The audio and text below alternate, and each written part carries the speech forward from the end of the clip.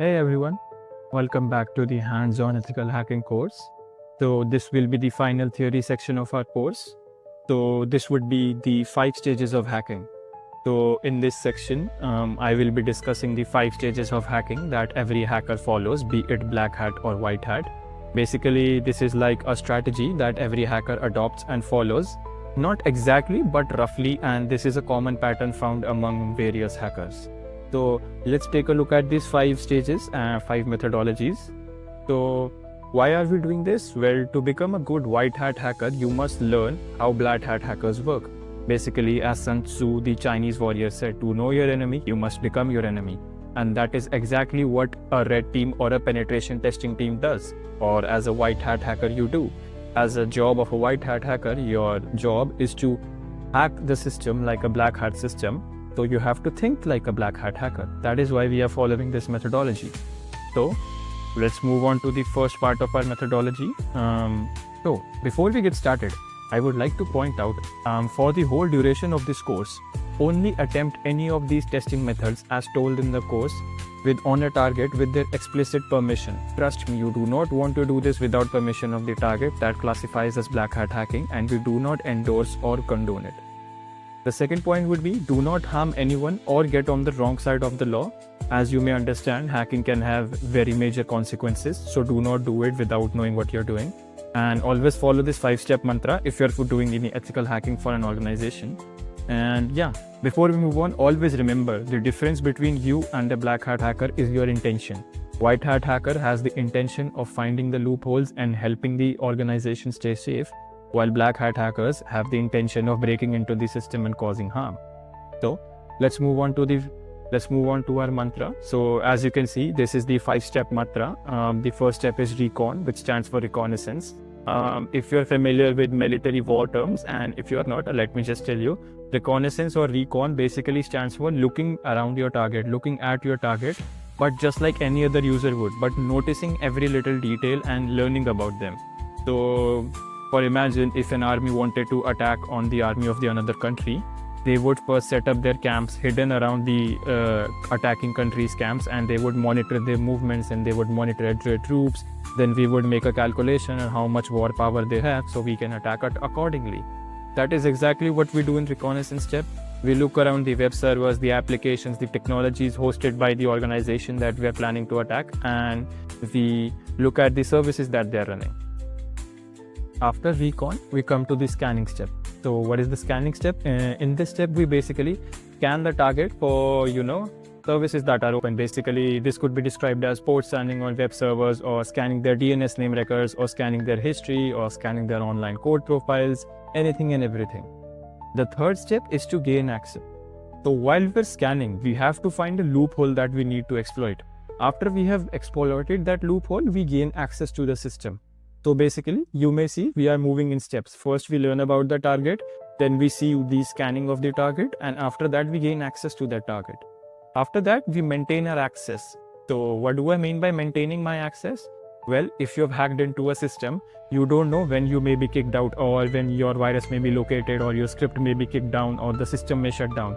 So the first step, as soon as you get into a system, is to maintain access. That is what black hat hackers do by installing rats or remote access tools, or hiding behind services, or just making sure that even if you shut down the system, they can still connect to it after you have turned it on. So after you have done the hack, the last step would be to clear the tracks. So as soon as you have done the hack and you have tested the system successfully, you should always clear your tracks, because that can lead you to getting caught.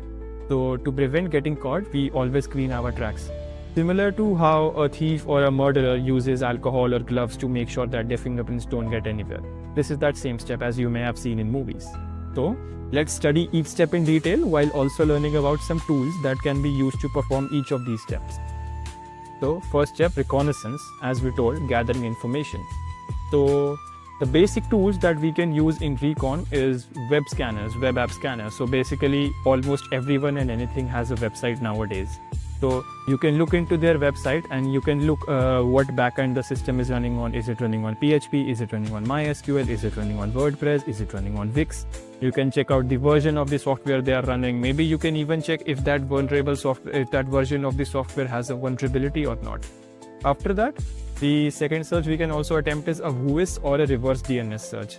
Well, a whois is a search that lets us identify the IP or the internet protocol address of a web server or a website or anything while looking at its domain.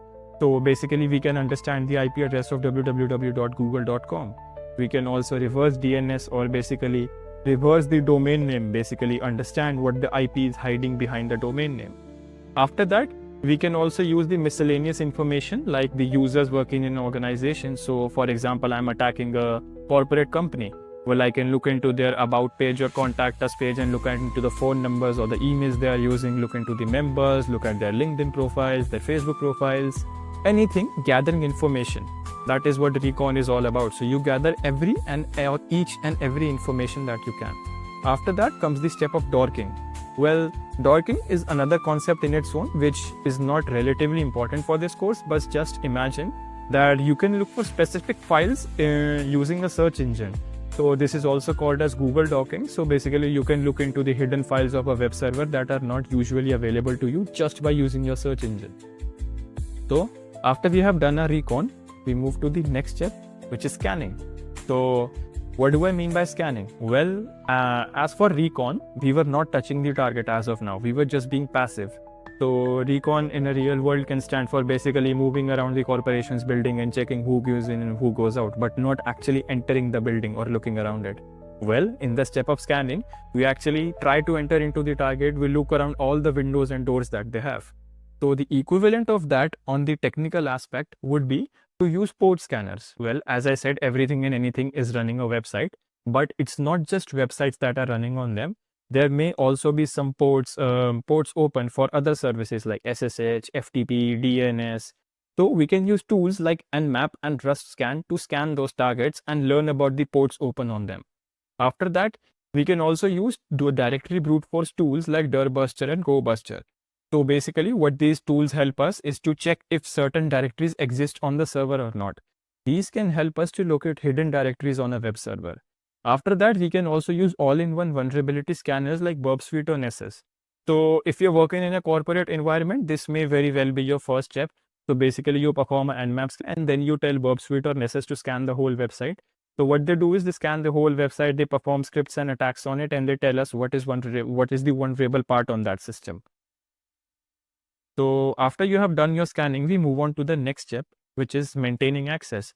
So assuming that you have scanned your target and you have exploited them somehow and you have gained your access, well, now we exploit it and maintain our access inside it. So the tools that we can use for exploitation and backdoor, the number one tool is Metasploit by Rapid7. This is a huge collection which has a huge number of exploits and tools.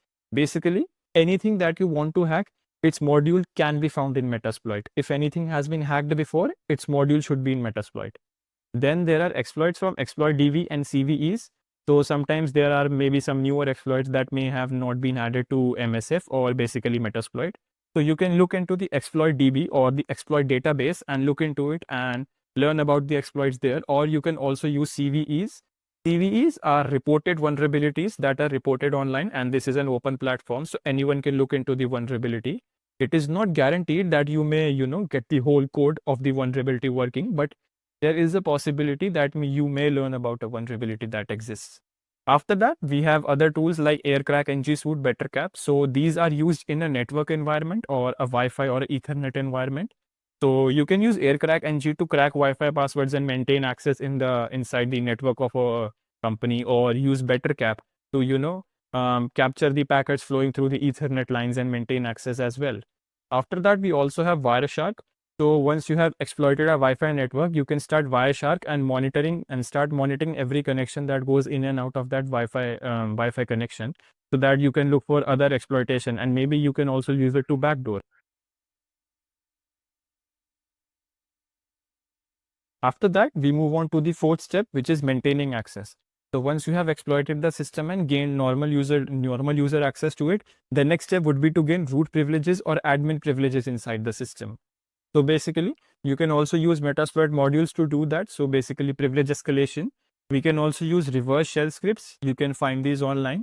We can also use the browser exploitation framework, or BEEF for short. We'll be taking a detailed look at it moving into the course. And we can also use tools like Nexpose, which also help us, maintain access inside the, these are corporate tools like Nexpose that help us maintain backdoor access inside the system. We'll also be taking a detailed look at Nexpose in the following section. So after you have maintained your access, the next step should be clearing your tracks. So once you have done, and once you have hacked, and once you have, checked everything and anything, the last step should be to disconnect and clear your tracks. So what do I mean by clearing your tracks? Well, everything that happens inside a system is kept inside a log file. So the first step should be to clear the system logs and clear any user history, browser history, or anything that may tell the system admin that someone had logged in. Then we can also use technography or cryptography. So basically what we can do is we can hide our, backdooring systems and our viruses to cryptographically or technographically hide them inside an image or a exe, basically hide them from the normal user so they may not realize that they have been hacked. We can also use the procedure of tunneling, basically VPNing into the system. So we do not actually, directly connect to it, but we use a VPN or Tor to connect to it, so it may not be directly traced back to us. We can also hide behind system processes. For example, if I have installed a backdoor on the system, I can hide it behind the explorer.exe exe that runs in Windows. So basically, no one would suspect an explorer.exe unless they knew what they were looking for. So I can hide behind that process and disguise myself as the normal system application. So I believe that you have had an overview of the five steps that we use in the penetration testing world. So let's move on to learning about some of these tools.